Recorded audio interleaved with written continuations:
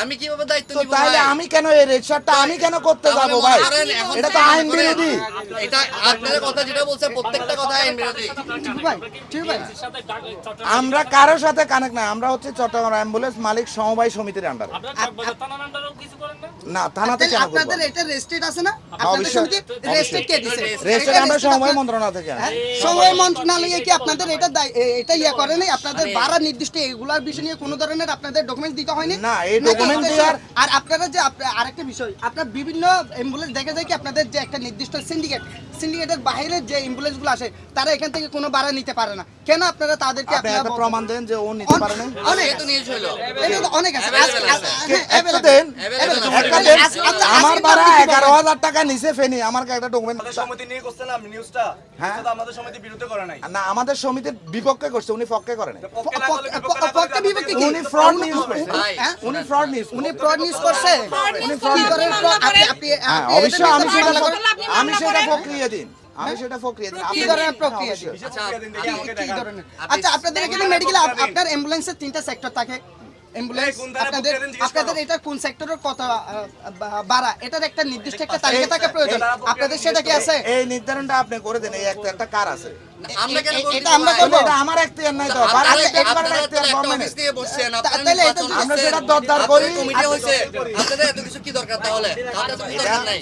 Open market, আপনার পোষাইলে আপনি নেবেন, আপনার পোষাইলে না নিলে আপনি তো নেবেন। আপনারা তো বিভিন্ন ভাবে হুমকি দামকি দেন। বাইরে থেকে কি অ্যাম্বুলেন্স নিয়ে আসলে কাকে দিছি এরকম একটা প্রমাণ দেন। এগুলো अवेलेबल হয়ে আসছে। কাকে দিছি এরকম একটা প্রমাণ তো আপনি দিতে পারেন। প্রমাণ দিলে আপনি বলছেন ফল নিউজ, প্রমাণ দিলে আপনি বলছেন ফল নিউজ। অবশ্যই ঠিক আছে, ফল। ফল নিউজের আপনি মামলা করেন। হ্যাঁ, মামলা করেন। আমি মামলা এখন বললে তো আর এখন করতে পারবো না। আপনার সামনে যেটা জানতেছি আপনি সেটাকে পল দিস বলে আপনি ওড়াই দিচ্ছেন, সেটা তো হবে না। আচ্ছা, আমরা একটা ডিসিশনে পৌঁছাই। আপনি বলতেছেন যদি হাসপাতালের রোগীরা বাইরে থেকে যদি অ্যাম্বুলেন্স ভাড়া করে আনে আপনাদের কোনো সমস্যা নাই, তাহলে এটা সবাই সামনে বলতেছেন, মানে আপনাদের থেকে নিতে হবে ওই ধরনের বাধ্যবাধকতা কোনো বাধ্যকতা নাই, আচ্ছা, এমন কোনো প্রমাণও নাই যে আমি কাউকে বাধা দিছি। নাম্বার 2, আপনাদের কাছে কোনো নির্দিষ্ট ভাড়ার কোনো ইয়া নাই, কোনো নির্দিষ্ট ভাড়া নাই এই- যা নিতে পারে।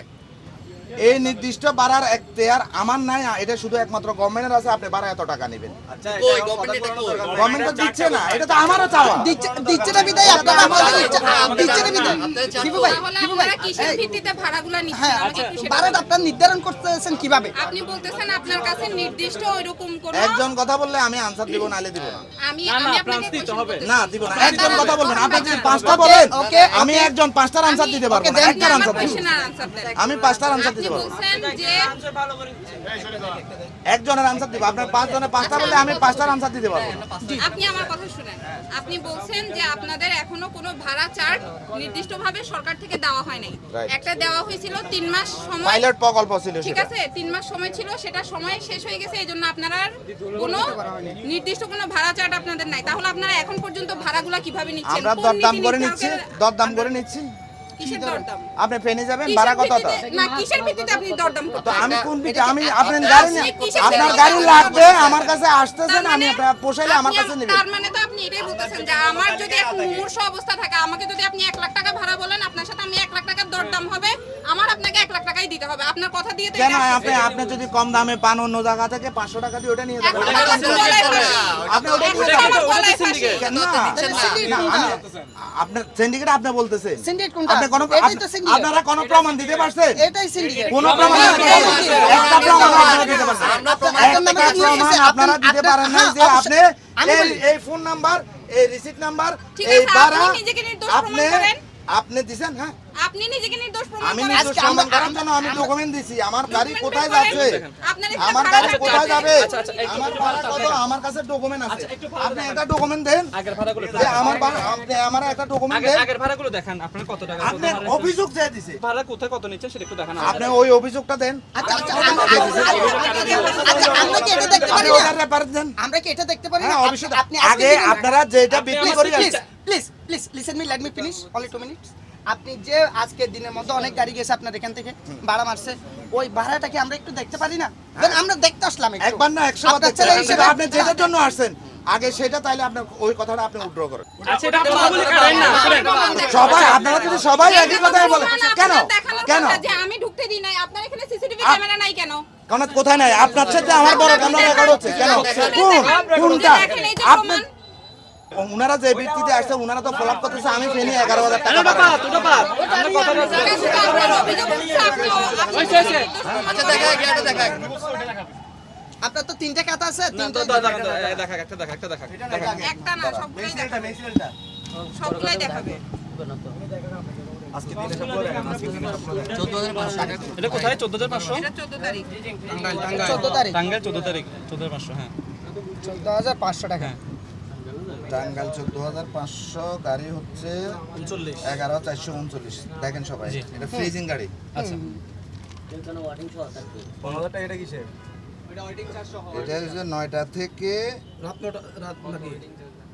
সকাল 9টা থেকে সকাল 9টা থেকে না তারপর নটা রাখবে XYZ যে কোনো একটা হবে, ফটো দেখেন, এই ফটো 15,000 টাকা কিসের? 15,000 এটা কিসের? ফ্রিজিং গাড়ির আপনারা কোথায় গেছে? দোকানটা 500 জায়গায় কোন জায়গায়? গেছে মেডিকেল থেকে? আচ্ছা আমরা দেখি Patharghata? Patharghata to Laksam Laksam. Medical to Fatargara গেছে, ফাতরগাড়া থেকে 2 ঘন্টা ওয়েটিং করে লাকসাম গেছে। এটা হলো গতকালকে। 8,000 টাকা কিসের এটা দেখেন এটা হচ্ছে ফ্রিজিং গাড়ি, একই গাড়ি। সাতকানিয়া 12,000 সাতকানিয়া, এই যে বিকাল 5টা পর্যন্ত এই যে বিকেল 5টা পর্যন্ত। সাতকানিয়া মিটি সাতকানিয়া পাড়া না? এটা কোথায় সাতকানিয়া হচ্ছে চন্দনাশের পরে না না এখান থেকে সাতকানিয়া 12,000 টাকা টোটাল বিকাল 5টা বিকাল পর্যন্ত। 5টা পর্যন্ত এই যে লেখা আছে বিকেল 5টা পর্যন্ত ওয়েটিং থাকবে ফ্রিজিং গাড়ি। আপনি বিষয়টা বুঝতে হবে আমি কোন গাড়ি ভাড়া নিছি। আমি ফ্রিজিং এর ব্যাপারটা জানি ফ্রিজিং কত ঘন্টা কত 300 বা 350 না ফ্রিজিং গাড়ি হচ্ছে 500 আর 600। না, এটাও বেশি গন্ডাই? 300 গন্ডাই? 350 500 আর 600। এটাও বেশি আচ্ছা আমরা আনুমানের রেট হচ্ছে 250 থেকে 200। আমার যারা ফ্রি সার্ভিস দিচ্ছে তারা নিচ্ছে 250 থেকে 300, আমরা নিচ্ছি 500 থেকে 600 ফ্রিজিং গাড়ি। যারা ফ্রি দিচ্ছে তারাই ঘন্টা নিচ্ছে হচ্ছে 200 থেকে 300। আর আপনারা নিচ্ছেন 500 থেকে 600। 500 থেকে 600, 400 থেকে 500। এটা যাতে যেভাবে পারেন নিয়ে ফেলানো আপনারা নির্দিষ্ট কোনো আপনি ইয়া ইলেকট্রিক নাই। দিলে একটা রেট, আমার গাড়ি থেকে চললে আরেকটা রেট। গাড়ি থেকে চললে তো গাড়িটা ভাই আমার স্টার্টে থাকবে। প্রায় 2 ঘন্টা ধরে ওনাদের সাথে কথা বলছি, আপনারা সহ ছিলেন এবং ওনাদের সাথে আমরা কথা বলে যতটুকু জানতে পেরেছি বা ওনাদের যে কাগজপত্রের মাধ্যমে আমরা যতটুকু জানতে পেরেছি, ওনারা আমাদেরকে যেটা বলেছেন ওনাদের এখানে প্রথমত ভাড়ার কোনো সুনির্দিষ্ট প্ল্যান নাই। অর্থাৎ ওদের যে সমবায় সমিতি চট্টগ্রাম অ্যাম্বুলেন্স মালিক সমিতি বলছেন তাদের কোনো নির্দিষ্ট কোনো ভাড়ার কোনো তালিকা নাই এবং এই তালিকাটা প্রায় 5 থেকে 6 বছর ধরেও নাই। 6 বছর ধরে এভাবে তারা চলতেছে। নাম্বার 2, তারা এই অভিযোগটা নিয়ে এবং এই বিভিন্ন ধরনের দাবি নিয়ে তারা বিভিন্নভাবে আমাদের চট্টগ্রামের 5 তারিখের পরে বিভিন্ন ডিসির কাছে, সিটি কর্পোরেশনের মেয়র কাছে, বিভাগীয় কমিশনারের কাছে গিয়েছেন। তারা তাদেরকে কোনো ধরনের হেল্প নাকি করেন নাই।